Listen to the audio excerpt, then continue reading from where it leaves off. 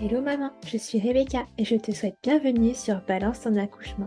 Maman d'un petit garçon et complètement bouleversée par la maternité, je te propose de retrouver ici chaque semaine un ou plusieurs nouveaux récits d'accouchement avec des mots authentiques, sans filtre et sans tabou.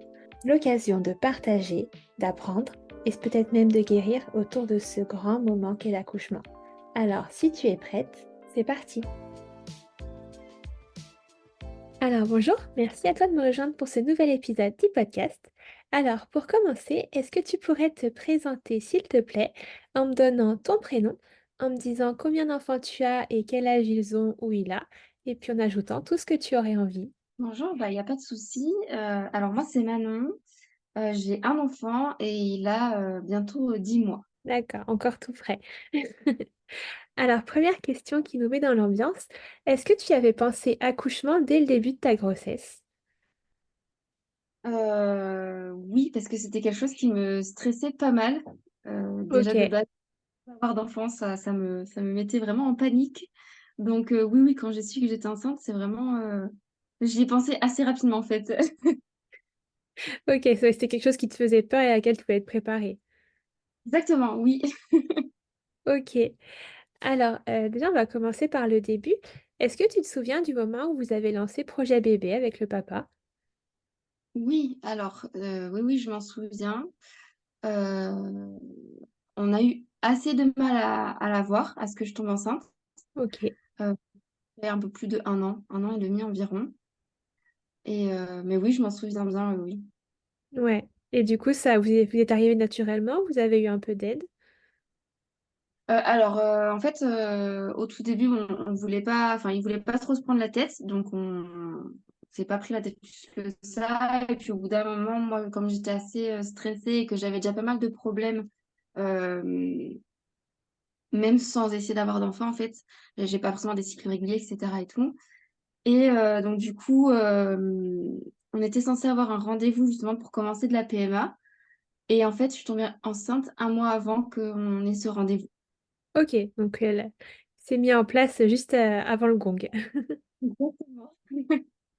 On avait Ok, déjà fait un rendez-vous, mais c'était plus pour en fait expliquer un peu comment ça allait se passer. On n'avait encore rien vraiment, vraiment rien fait, rien engagé. On avait fait des examens, mais c'est tout. ok. Ouais, donc juste à temps. Voilà, exactement. Ok. Et alors, comment s'est passée ta grossesse? T'as pas eu de soucis particuliers?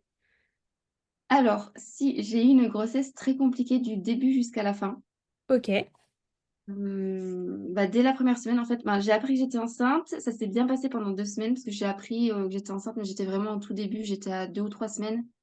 ok, Euh, une semaine et demie à peu près, en fait, je suis tombée malade. J'ai eu, je pense, tout ce qu'on appelle les nausées de grossesse.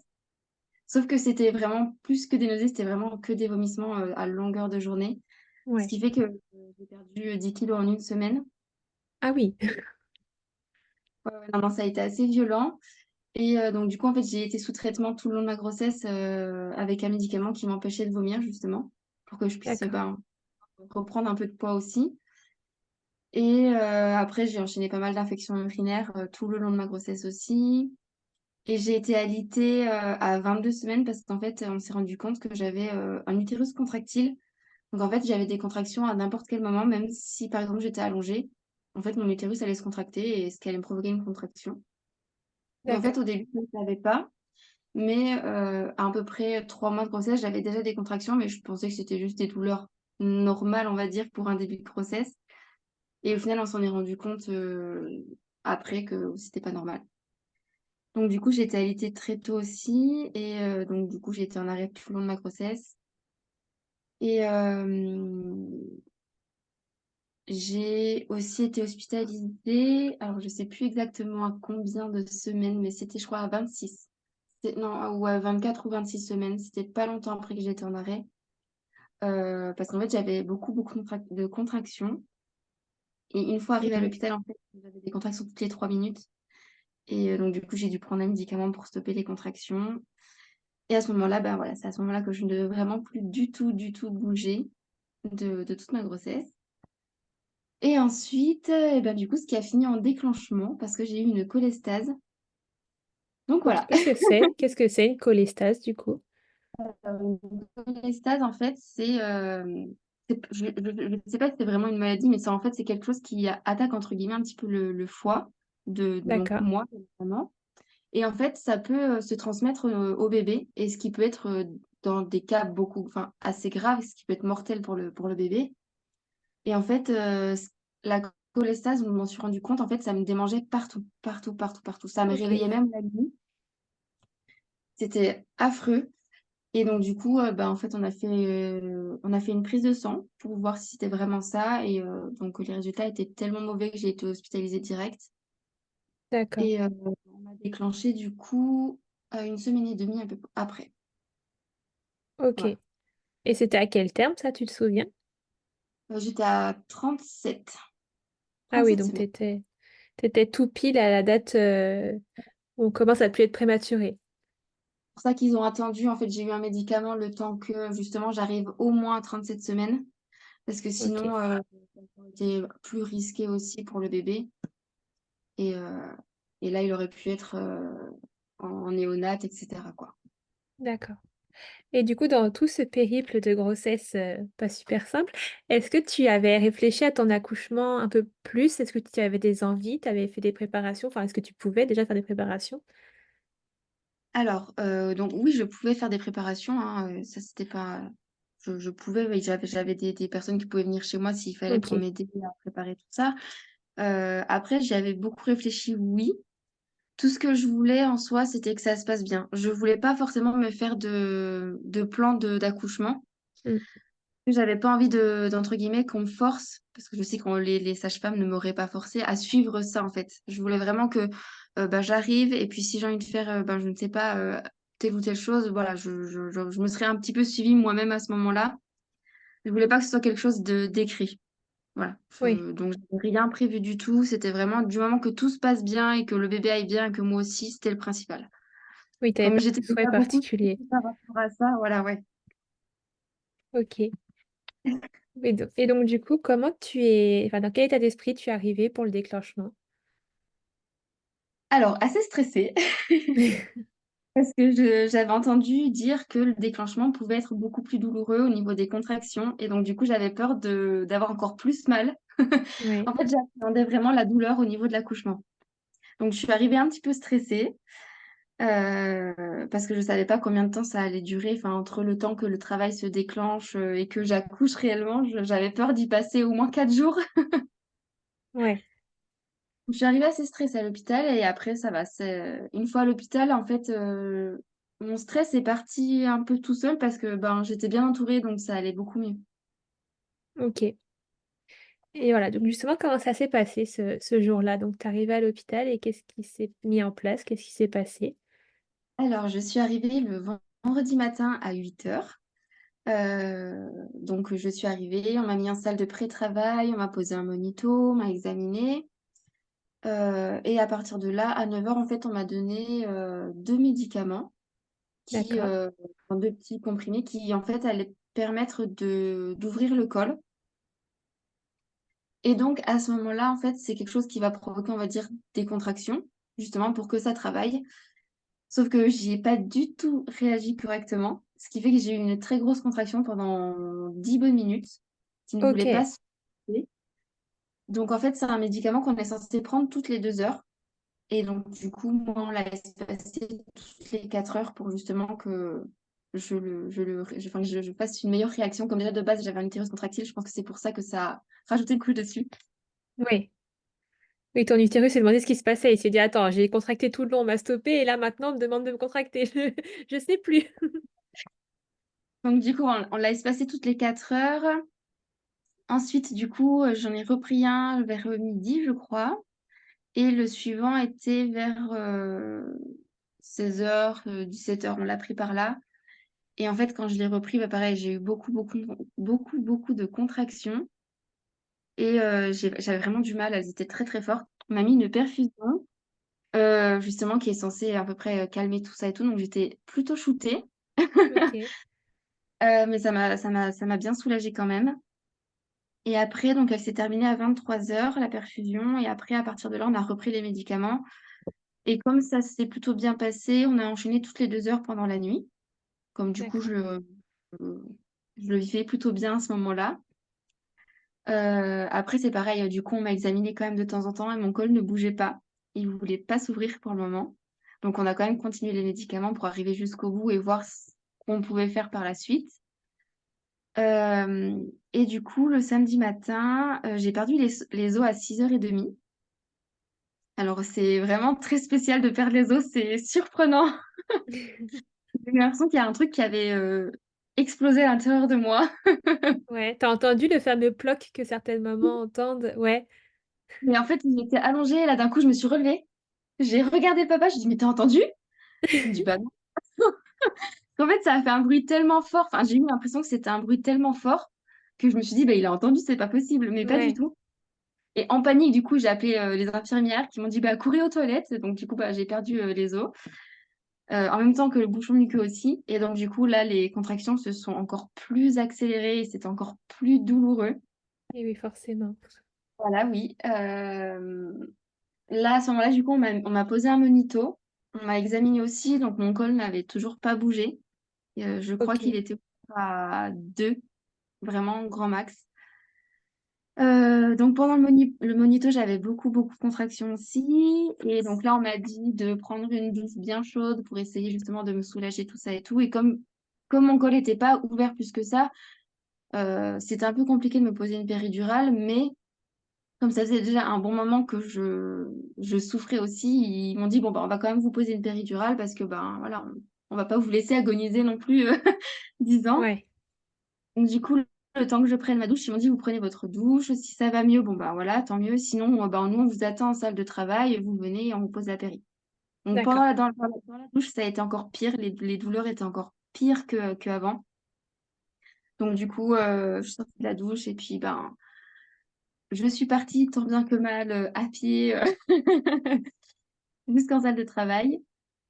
Et, et puis bon, je me disais, bon, bah, j'ai perdu les os, ça veut dire que ça travaille. Donc, je vais accoucher dans la journée ou demain ou plus tard. Et donc, moi, Ouais. je disais, chaque pas que tu fais, ça te rapproche de la salle de travail, ça te rapproche du soulagement de la péridurale.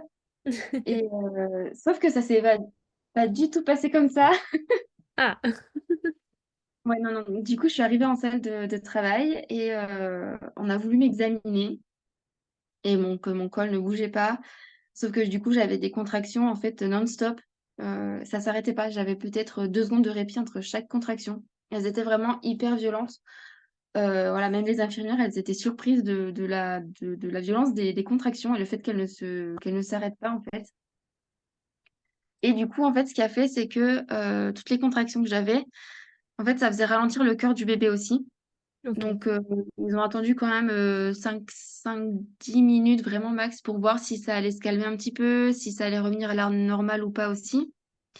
Et donc, bon, bah, c'est pas revenu à la normale.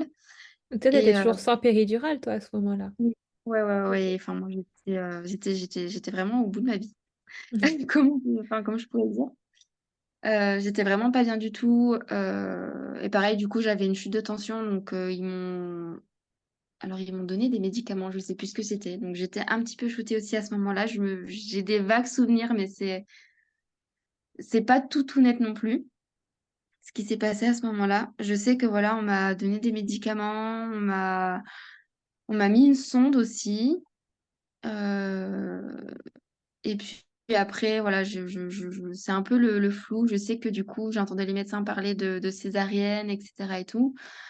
Euh, Et donc, du coup, la seule chose que je me souviens avoir dit, c'est j'ai pas peur de la césarienne. S'il faut en faire une, c'est pas grave, mais il faut que ça s'arrête parce que j'en peux plus. Ouais. Et du coup, à ce moment-là, on est parti en césarienne d'urgence, du coup. Ok. Et donc, Ouais, donc voilà. toi, la césarienne, c'est pas quelque chose qui t'effrayait plus que ça au final. Non, non, pas du tout, parce qu'en fait, ma maman a eu 4 césariennes, donc je savais un petit peu ce que c'était. Ok. Parce que j'ai des petites sœurs la plus grande a 10 ans, donc voilà, quand j'étais plus jeune, je sais à peu près ce que c'était, donc ça me faisait vraiment pas peur. Et d'un côté, en plus, quand j'étais enceinte et même avant, limite, j'aurais préféré avoir une césarienne parce qu'en fait, c'était programmé, c'était quelque chose, je savais en fait que j'allais pour accoucher.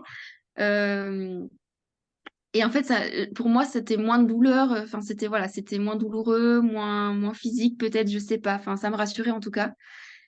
Et Ok. au final, d'avoir eu une césarienne, ben, je regrette un petit peu. J'aurais préféré avoir un accouchement normal, finalement. Ouais, finalement, c'est peut-être que césarienne d'urgence aussi, c'est peut-être pas la même chose qu'une césarienne programmée. Non, c'est pas du tout.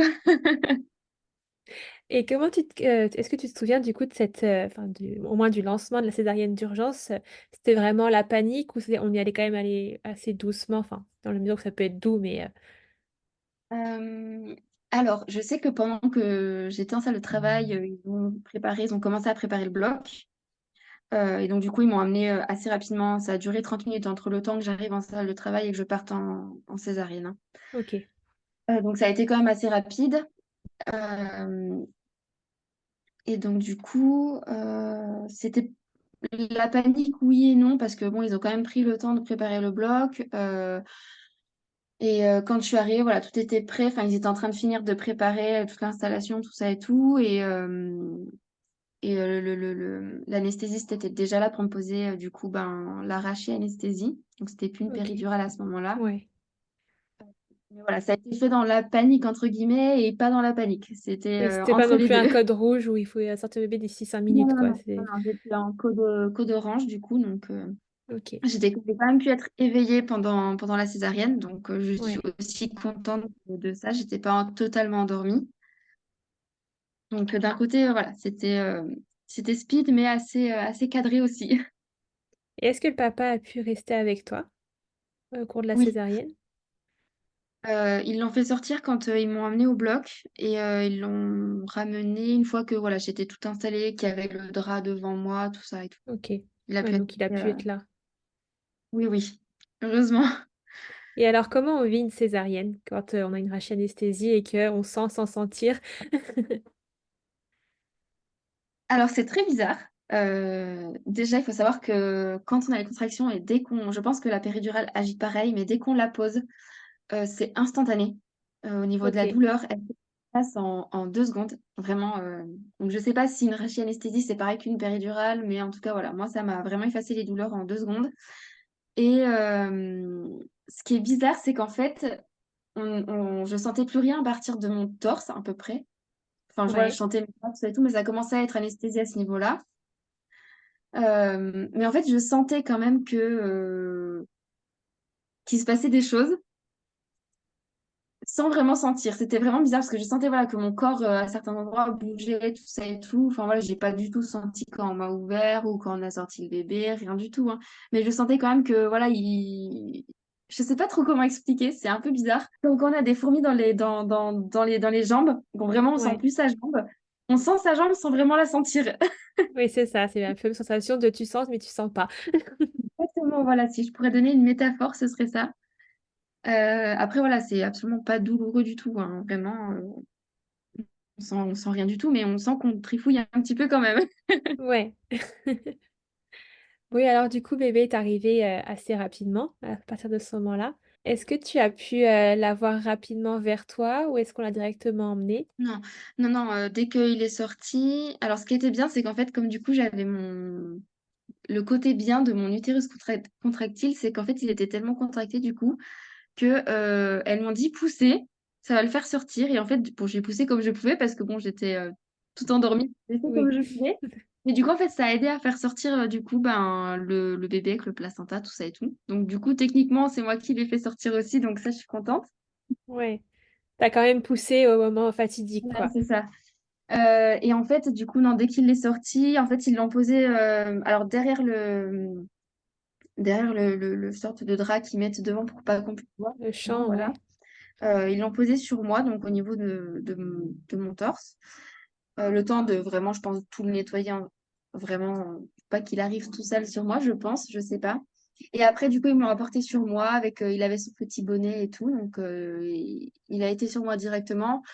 Après, ils l'ont repris assez rapidement parce que du coup, il fallait quand même qu'il le pèse, qu'il mesure, voilà, qu'il fasse les premiers soins, on va dire. Et sinon, après, on l'a remis directement sur moi. Donc, j'ai pu l'avoir dès qu'il est sorti, posé sur moi. Donc, ça, c'était génial. Après, je pense que Ouais. j'ai pas eu le temps, en fait, vraiment de réaliser que j'avais accouché. Parce qu'en fait, ça s'est passé tellement Ouais. rapidement entre le temps où c'est que j'ai perdu les os et le temps où j'ai accouché et le temps où on a fait la césarienne, voilà, du coup. J'ai vraiment pas eu le temps de réaliser. Et du coup, en fait, à force de l'avoir sur moi, je pense aussi, j'étais pas forcément très bien parce que j'ai eu beaucoup de médicaments qui m'ont été injectés pour que enfin, ma tension remonte, que tout aille bien. Il y a un moment donné où c'est que je me suis pas sentie bien du tout et j'ai demandé à ce qu'on me l'enlève sur moi, de sur moi parce qu'en fait, je me sentais pas bien et j'avais l'impression que j'allais vomir, j'étais pas bien du tout. Donc, du coup, on l'a enlevé et du coup, ben, il est parti avec le papa pour qu'il puisse faire du pot à pot avec. Euh, mais ouais, au début, du coup, ben, je me sens mal enfin, que mon corps ait réagi comme ça, même si ben, je contrôle pas.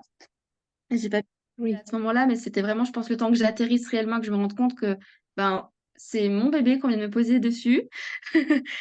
Oui. Mais je suis contente d'avoir pu l'avoir directement sur moi, oui, oui. Oui, puis la césarienne, c'est quand même quelque chose de particulier, mine de rien. On a quand même un peu dépossédé du moment Ouais. fatidique, quand même. Si tu as pu pousser, si c'est pas la fois où tu as poussé en plein, à la fin qui t'a fait vraiment réaliser que c'était ça, t'as couché en fait. C'est ça, ouais. Mais voilà, en fait, ça a été tellement rapide que, ben voilà, oui, j'ai pas pu réaliser. Et alors, je pense pas que toutes les césariennes se passent comme ça, parce que quand c'est des césariennes programmées, je pense peut-être enfin, alors, c'est sûr qu'on se dit, bon, je rentre à l'hôpital, je ressors avec un bébé, c'est différent entre le fait de se le dire et de réellement le faire. C'est sûr. Mais ouais, là, j'ai pas du tout eu le temps de me dire, bon, bah, c'est le moment. Que je pense que quand on accouche naturellement, bon, voilà, on sait que notre col, il s'ouvre petit à petit et tout. Et puis, bon, bah, on sait que le moment fatidique arrive à un moment donné. Que Ouais. voilà, là, on va pousser, on pousse, et il y a un moment donné, c'est qu'on fait une dernière poussée et c'est le moment fatidique. Donc c'est pareil, ça se passe peut-être pas pour tous les accouchements pareil, parce qu'il y a des accouchements qui sont hyper rapides, on n'a pas le temps de dire quoi que ce soit, que le bébé est déjà là. Ouf. Ouais, c'est vrai que c'est c'est spécial une césarienne. Ouais, c'est particulier, ouais. Oui, oui, oui. Ok. Et alors, comment allait bébé à sa sortie? En soi, il allait très très bien. Euh, Tout allait très bien. C'était un bébé qui était en pleine forme, hein. Il pesait 3 kilos de sang. Voilà, il était il était parfait. Il était en très bonne santé. Et il y a juste, ben, quand on a voulu sortir de la maternité, du coup, le pédiatre est venu l'examiner, comme ils font à chaque sortie. Et donc, il a entendu un souffle au cœur. Il nous expliquait que ça Ok. arrivait fréquemment chez les bébés, surtout chez les prématurés. Mais que c'était des choses qui se refermaient tout seul, petit à petit. Enfin voilà, c'était normal. Mais il voulait quand même faire un examen enfin un contrôle pour être réellement sûr qu'il n'y ait aucun problème. Parce que tous les examens qu'ils ont fait à la Ok. maternité étaient parfaits. Ils ont fait un test, ils ont fait un ECG. Enfin voilà, tout était nickel. Donc du coup, il nous a quand même pris un rendez-vous en urgence dans un hôpital à Haut-l'Évêque, vers Bordeaux. Et donc, du coup, D'accord. on allait faire cet examen et il s'est avéré que ben, ça allait pas si bien que ça parce que du coup, il a dû se faire opérer parce qu'il avait une malformation cardiaque. Ok. Donc ça a quelques jours de vie. Oui, oui, oui, oui, il s'est fait opérer, il avait 17 jours. Ok. Et comment on vit ça en tant que maman? Alors, c'est mal.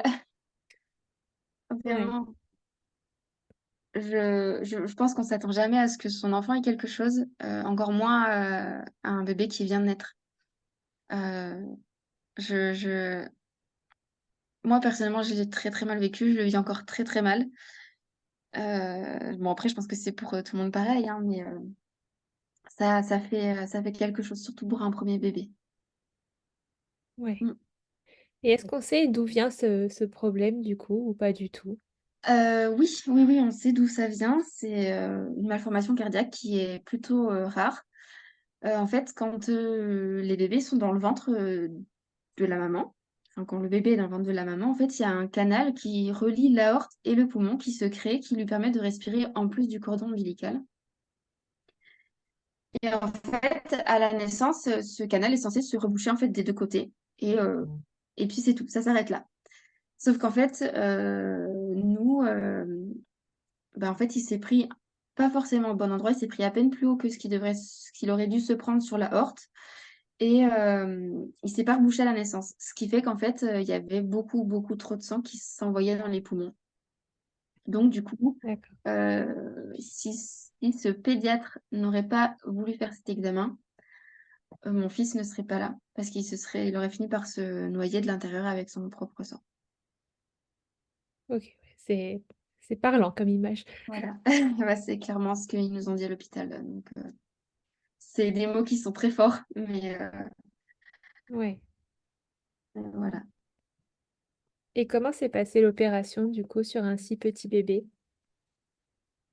Alors, l'opération s'est très, très bien passée. On a eu un des meilleurs chirurgiens qu'il puisse avoir. Et je remercierai jamais assez ce chirurgien de s'en être occupé. Oui, l'opération s'est très bien passée. Après, donc, du coup, il a passé une semaine en réanimation. Donc, du coup, en fait, ils ont dû ouvrir le thorax. Ils ont réparé donc, ce qu'il y avait à réparer. Ils ont mis un patch là où c'est que ça aurait dû se refermer tout seul. Et en plus de ça, il avait 2 CIV. C'est des petits trous dans le cœur. Donc, il y en a une qu'ils ont pu refermer, c'était la plus grande. Et il y en a une qui était toute petite qu'ils n'ont pas touchée parce que sinon, il fallait vraiment toucher au cœur. Et celle-là, elle est censée se refermer au fur et à mesure qu'il va grandir. Donc,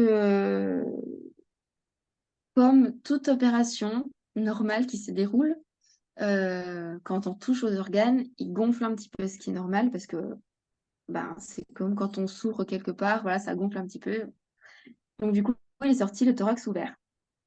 Donc, nous, quand on allait voir en D'accord. réanimation, bon, alors déjà, ça fait très bizarre de voir son si petit bébé dans une énorme pièce, enfin qui paraît énorme, qui est pas si grande que ça, mais qui paraît énorme face à lui, branché à je ne sais combien de machines, perfusé de partout, avec du coup, ben, forcément le thorax ouvert, intubé et tout. Enfin voilà, c'est quelque chose que j'arriverai jamais à m'enlever de la tête.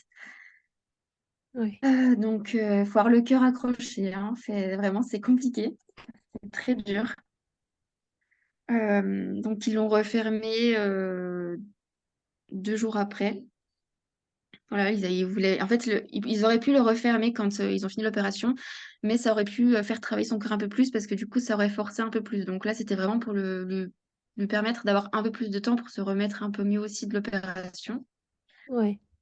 Donc voilà et puis une fois qu'ils l'ont refermé, il avait plein, plein, plein de médicaments, qui lui permettaient de pas avoir mal, d'être bien en fait, de ne pas avoir d'infection non plus, de pas faire d'hypertension artérielle, etc. Et donc au fur et à mesure que les jours passaient, voilà, ils enlevaient certains médicaments. Il avait aussi plusieurs drains au niveau de sa cicatrice, enfin de là où il s'est fait opérer, au niveau du thorax du coup, ce qui permettait d'éviter justement qu'il y ait des caillots qui se forment ou quoi. Donc ils ont aussi fini par enlever ça au fur et à mesure. Enfin, voilà. Plus ça avançait, moins il y avait de machines qui étaient branchées, etc. et tout. Ouais. Et donc, du coup, il a passé une semaine en réanimation. Ils l'ont extubé le week-end. Donc, il s'est fait opérer le lundi. Ils l'ont extubé la nuit de samedi à dimanche. D'accord. Euh, donc là, du coup, il avait quand même des petites lunettes au niveau du nez qui lui permettaient de l'aider à Mmh. respirer aussi. Et donc, c'est à ce moment-là qu'ils ont commencé à le réveiller parce il était endormi, entre guillemets, si je peux dire ça comme ça. C'est pas vraiment le terme exact. Euh, Je sais pas si c'est entre un semi-coma ou un semi-sommeil profond, parce qu'en fait, il était tellement fou Ouais. qu'il réagissait pas du tout.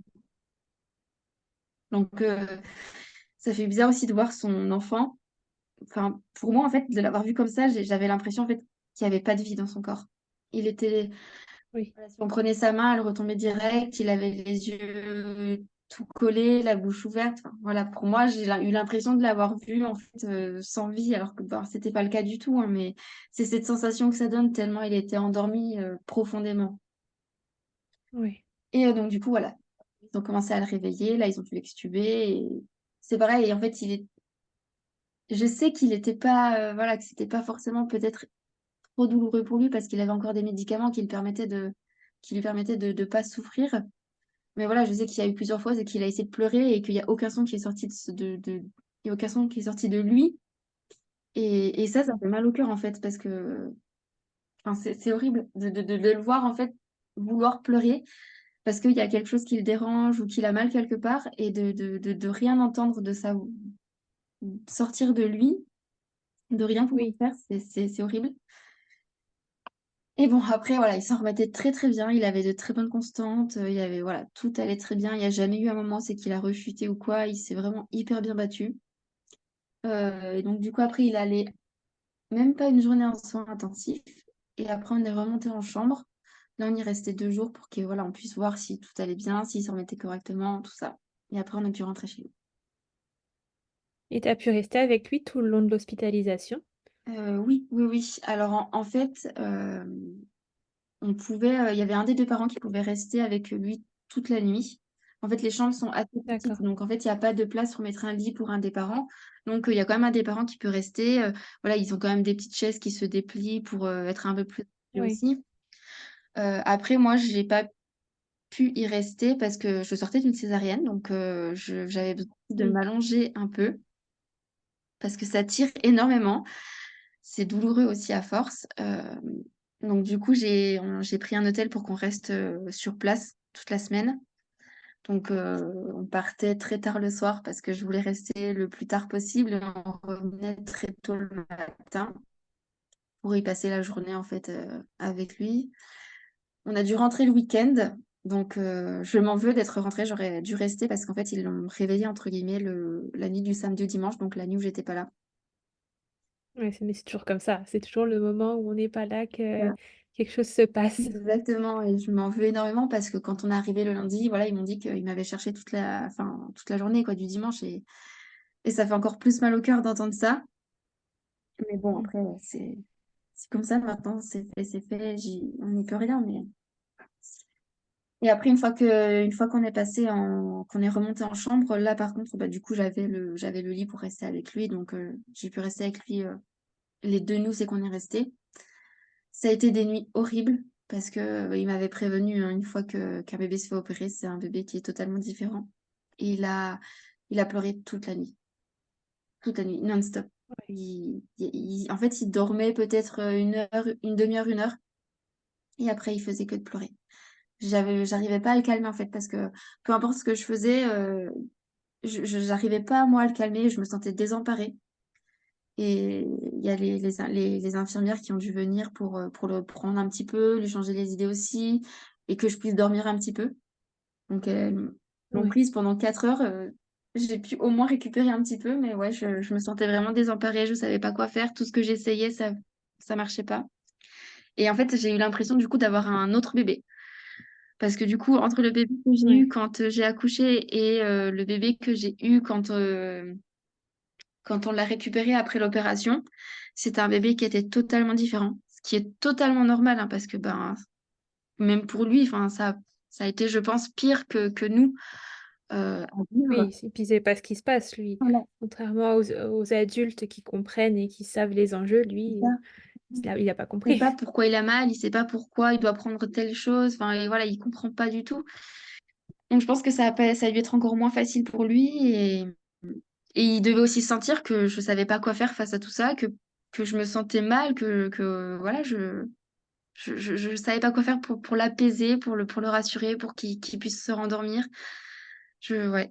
Et en plus, du coup, c'est un bébé qui est allaité, donc c'est pareil, en fait, j'avais l'impression qu'il savait plus comment téter. Il Ouais. essayait de téter, mais en fait, ça l'épuisait tellement que du coup, il était fatigué, donc il pleurait. C'était un cercle vicieux et c'était des moments qui étaient assez compliqués, mais voilà, c'est passé assez rapidement aussi, donc ça va. Et du coup, dans toute cette période où il était endormi, toi, tu as tiré ton lait à heure régulière pour booster la production de lait. Alors, je le faisais pas forcément à heure régulière euh, parce que j'avais un tire-lait qui devait être branché. J'avais encore pas découvert la révolution d'un tire-lait que tu peux brancher et qui a une batterie, qui est super génial d'ailleurs. Mais donc, du coup, je le faisais pas forcément à heure régulière. Je le faisais quand je sentais que voilà, ben, il fallait que je tire mon lait. J'essayais de le faire assez régulièrement aussi pour quand même pas perdre ma lactation parce que je pense que Oui, ça aurait été la goutte d'eau en trop en fait. De perdre mon allaitement en plus, ça aurait été vraiment, enfin, vraiment le truc en plus quoi, qu'il fallait pas trop qu'il se dur. passe Ouais. voilà, exactement. Donc du coup, ben, Et c'est vrai qu'allaiter sans son bébé, c'est compliqué quand même, hein. ouais, ouais, ouais, c'est hyper dur. Surtout qu'en plus, ben, c'est le tout début de l'allaitement, donc ça se met seulement en route. Donc j'avais Oui, peur que ouais, ça soit, enfin, du coup, ben, ça me casse tout en fait et que je puisse pas reprendre, ou alors que ben, une fois qu'ils prennent, ben, ce soit la fin, quoi. oui. Et finalement, tout s'est bien passé. Il a réussi à reprendre relativement rapidement derrière. Oui, oui, finalement, ça c'est. La journée, en fait, ça se passait très bien, mais c'était la nuit. La nuit, j'avais l'impression qu'il oubliait tout. Pourtant, la journée, il était très bon, mais Ouais, la nuit, je je sais pas ce qui s'est passé, mais ouais, c'était compliqué la nuit en tout cas. ok. Et du coup, le retour à la maison, comment ça s'est passé? Alors, moi, j'étais très stressée parce que du coup, j'avais peur en fait. Je pouvais pas m'empêcher de penser qu'il y allait avoir quelque chose qui allait lâcher, et que du coup, ben, j'allais pas m'en rendre compte et que ben, il allait devoir se faire repérer ou quoi. Enfin, j'avais beaucoup, beaucoup de stress, beaucoup d'appréhension. Et puis voilà, quand on est à l'hôpital, voilà, on sait que s'il y a un souci, on est sur place. Là, moi, où j'habitais à l'époque, quand il est né, il y avait 1 heure de route avant, entre chaque. J'avais le choix entre 3 hôpitaux et il y avait 1 heure de route entre chaque. Donc ça me stressait Ok, aussi. Et sachant que l'hôpital où il s'est fait opérer, il y a 1 heure et demie de route. Donc j'avais peur. ok, J'avais très très peur. Je le surveillais tout le temps. Dès qu'il dormait, je regardais s'il respirait, je regardais comment il respirait parce que en fait, ça se voyait qu'il avait un problème. Quand il respirait, ça creusait sous ses côtes. Après son opération, ça se d'accord. faisait plus. Parce que tout était en place, tout était normal. Donc en fait, je faisais que de regarder sa respiration. Je regardais tout le temps s'il respirait, je regardais s'il y avait pas un souci. Dès qu'il toussait, je me mettais à stresser. Enfin, moi, c'était un gros stress. Après, lui, Sacha, mon fils, ça a été compliqué aussi. Quand du coup, je te disais que j'ai récupéré un bébé qui était totalement différent. C'est que, du Oui, coup, bon, il a eu, je pense, quand ils l'ont réveillé, je pense qu'il a eu peur qu'on l'ait abandonné. Parce qu'il demandait tout le temps d'être porté, d'avoir une présence. d'accord. Voilà, il fallait toujours qu'il y ait quelqu'un auprès de lui quand il se réveillait, parce que voilà, il avait peur, je pense, d'être tout seul. Euh, les nuits étaient catastrophiques, vraiment. Il dormait même pas 4 heures par nuit. Donc en fait, du coup, c'était très dur pour moi. Je dormais pas beaucoup, vraiment pas.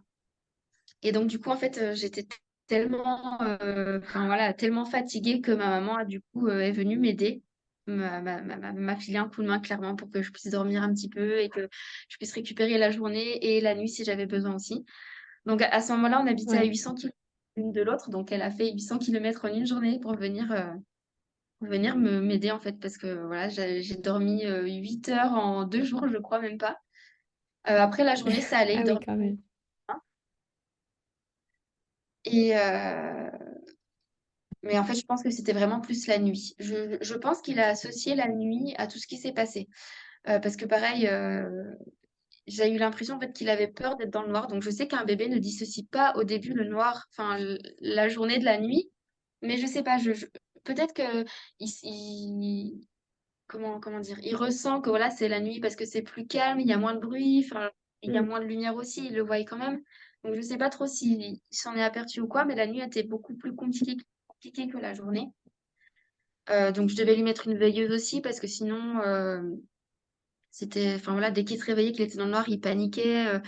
Enfin, c'était vraiment des cris de panique, c'était pas des pleurs d'un bébé qui se réveille et qui a besoin de manger pour s'endormir ou qui a une couche ou quoi. Ouais, C'était des cris de panique, voilà, vraiment de la panique pure et dure, quoi.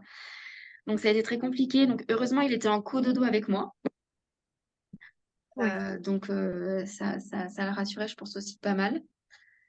Mais ça a été, voilà, ça a été compliqué et ça allait encore maintenant. Le sommeil est très, très, très compliqué chez lui. Depuis son opération, le sommeil, c'est quelque chose qui est difficile. Même encore maintenant. Ouais, toutes les nuits, même 10 mois plus tard, tu sens qu'il y a un changement qui se produit. Oui, oui, oui, j'ai dû faire appel à une consultante en sommeil parce que tout ce que j'essayais, il y a rien qui a fonctionné. Et même encore maintenant, on a quand même réussi à mettre en place quelque chose pour qu'il puisse dormir, on va dire, un peu plus sereinement aussi et sans moi. Parce qu'en fait, il avait tellement besoin d'être contre moi qu'en fait, je devais rester avec lui la nuit quand il dormait et même pour les siestes, à force. Il avait tellement peur Ouais, et tellement besoin de téter, je pense, pour se rassurer aussi, pour que je ne parte pas et qu'il sache que je sois toujours là. Du coup, en fait, je passais mes journées allongées avec lui pour qu'il dorme un petit peu et encore, en fait, il dormait pas réellement parce que bon, forcément, il tétait. Donc, il a eu accumulé une bonne dette de sommeil. Et même encore maintenant, c'est très compliqué. Il se réveille beaucoup la nuit et il a toujours besoin qu'en fait, je sois là pour se rendormir. Je suis obligée d'accord. de m'allonger contre lui, il s'allonge contre moi pour se rendormir.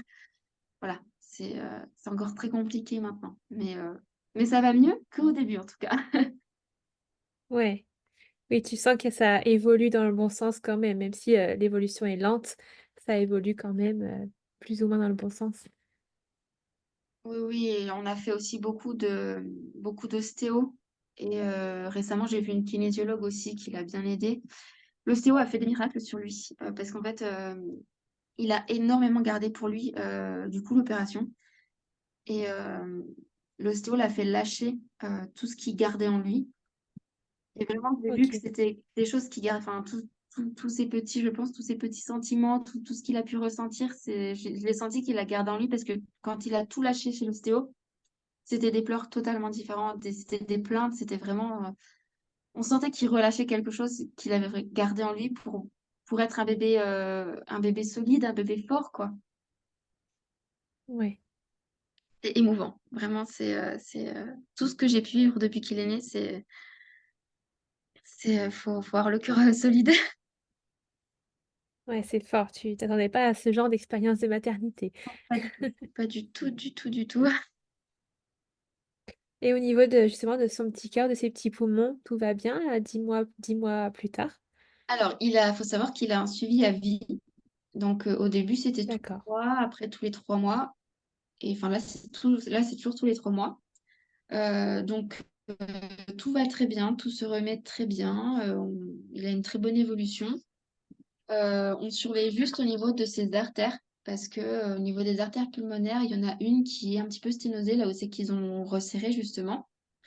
Ce qui fait que par moment, ça envoie un peu moins de sang que ce que ça devrait envoyer au poumon, du coup. D'accord. Et donc, du coup, ça peut lui poser quelques petits soucis plus tard, c'est-à-dire il pourrait être un peu plus essoufflé quand il fait quelque chose. Euh, voilà, ça pourrait lui poser plus ce genre de petits soucis. Ce qui pourrait faire qu'en fait, au début, ils étaient inquiets par rapport au fait à son développement psychomoteur. Parce qu'en fait, ça aurait pu Oui, l'affecter sur essayer de marcher, de faire du quatre pattes, parce que ça aurait pu trop l'essouffler, que du coup, ben voilà, il aurait préféré dire bon, bah non, tant pis. Au final, ouais. pas du tout. Il se débrouille super bien, voilà, il évolue hyper bien. Donc pour le moment, ils sont pas inquiets pour ça. Ils surveillent quand même au cas où, parce que comme du coup, il va beaucoup grandir là dans les années à suivre, à venir. Ils surveillent quand même. Et si vraiment ils voient que ça pose un problème, là, il faudra faire une petite intervention. Donc, il ne faudra pas l'ouvrir. Ça va.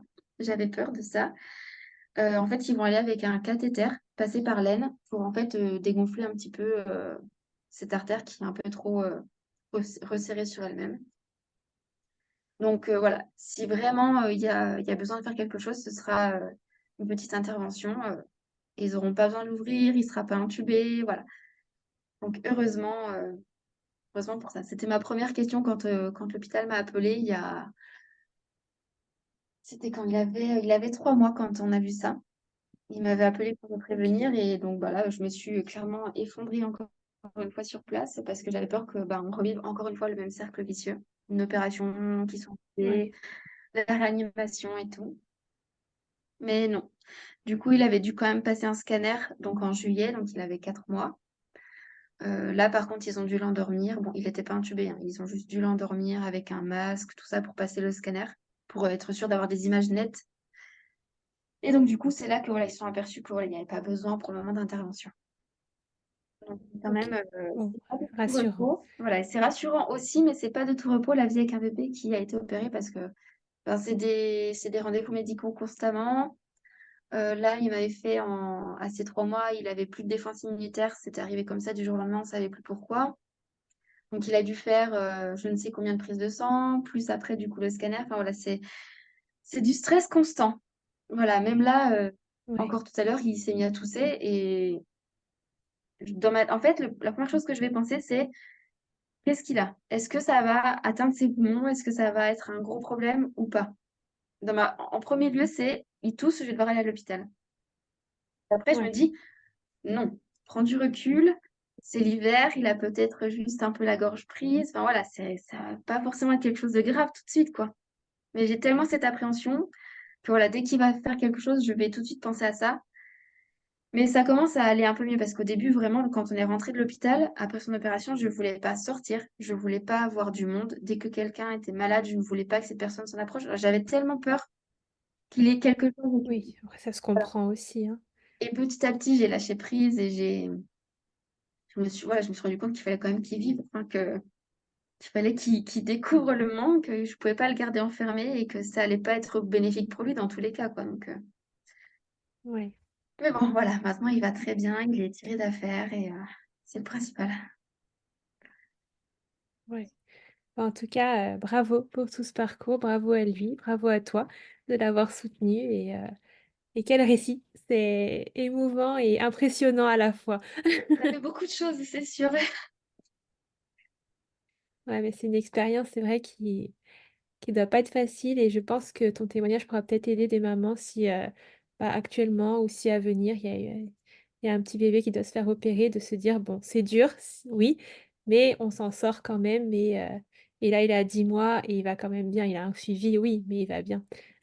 Oui, bah, c'est aussi pour ça que du coup, je t'avais envoyé un message parce que je sais que j'ai aidé en soutenant juste par message, mais des fois, c'est déjà énorme. Des personnes qui, voilà, ont, ben, autant pour les grossesses alors, autant pour avoir eu du mal à avoir un enfant, je sais que j'ai eu beaucoup d'amis qui sont venus me parler parce qu'elles savaient que voilà, j'avais eu un- un parcours compliqué aussi à ce niveau-là, donc ça les a beaucoup aidés. Pour ma grossesse, ce qui a été compliqué, c'est que j'ai eu quasiment tout. Aidé aussi beaucoup de personnes par rapport à ça parce que ben, juste le fait de parler ou qu'elles viennent me dire, ah ben j'ai ça, est-ce que tu penses que c'est grave et tout, et que je puisse un peu les aider. Alors, je suis pas médecin du tout, mais leur dire, bon, bah écoute, moi j'ai eu ça, peut-être que ça peut être ça ou pas, Mmh. on voit que toi, ta sage-femme ou quoi, ça peut aider aussi, ça aide pas mal. Et quand Sacha s'est fait opérer, j'ai, euh, il y a une personne qui est arrivée en réanimation 2 jours après que Sacha soit sorti de son opération. Donc, on était aussi en réanimation. Et en fait, ben, cette maman, pareil, du coup, on s'est retrouvés plus tard sur les réseaux sociaux. Et en fait, ben, lui, son bébé, bon, il avait totalement autre chose. C'était une malformation cardiaque aussi, mais je sais plus exactement ce que c'était. C'était pas pareil que Sacha. Mais voilà, on s'est retrouvés sur les réseaux et en fait, eux, ils ont dû attendre en fait qu'ils prennent un certain poids pour pouvoir l'opérer. Et donc, du coup, ben, on s'est OK. soutenus mutuellement aussi enfin, par message par rapport à ça, parce qu'on était dans le même hôpital. Et donc, du coup, ben, enfin, je savais ce que c'était, je savais ce qu'elle allait vivre, donc j'ai pu l'aider aussi à ce niveau-là. Et donc, du coup, ben, je me dis que faire ce podcast, quoi, je me dis que ça peut aussi peut-être aider des personnes à se dire, bon, bah voilà, j'ai mon bébé qui va se faire opérer, mais voilà, ça va très bien se passer. Et puis, ils vont s'en sortir. Et il faut pas croire, mais un bébé, c'est hyper fort. C'est encore plus fort que nous. Ils s'en remettent encore mieux que nous. Parce que Mmh. enfin, la convalescence est totalement différente. Vraiment, j'ai pu le voir, moi, avec mon fils. Je pense que moi, j'en aurais encore plus chié que ce que lui, il a dû endurer, quoi. Euh, Ah mais c'est sûr, enfin c'est impressionnant. et les enfants, ils ont une capacité à supporter les douleurs et les choses qui est incroyable. Ouais, ouais, ouais, ouais, non, non, mais là, je l'ai bien vu. Et ouais, franchement, c'est impressionnant, quoi. Mais donc, du coup, voilà, je me dis que ça peut peut-être aider des personnes d'entendre tout ce que j'ai pu vivre dès la grossesse jusqu'à l'accouchement et jusqu'à maintenant. Donc, voilà, peut-être que ça aidera des gens et j'en suis très contente si c'est le cas. J'en doute pas. Bah, en tout cas, ouais, merci. Un grand merci à toi pour avoir partagé ce récit. De rien, c'était avec plaisir. Merci beaucoup d'avoir écouté cet épisode jusqu'au bout. S'il t'a plu, n'hésite pas à me laisser une petite note sur l'application d'écoute sur laquelle tu es actuellement et à me laisser un petit commentaire sur Apple Podcast. Quelques petits instants qui pourront beaucoup m'aider à grandir. Si tu souhaites échanger sur cet épisode ou si tu souhaites toi aussi participer à cette aventure, n'hésite pas à me contacter sur les réseaux sociaux. Les liens sont en barre d'infos. En attendant, je te donne rendez-vous mercredi ou vendredi prochain, selon le jour auquel tu écoutes, et je te dis à très bientôt pour un nouvel épisode.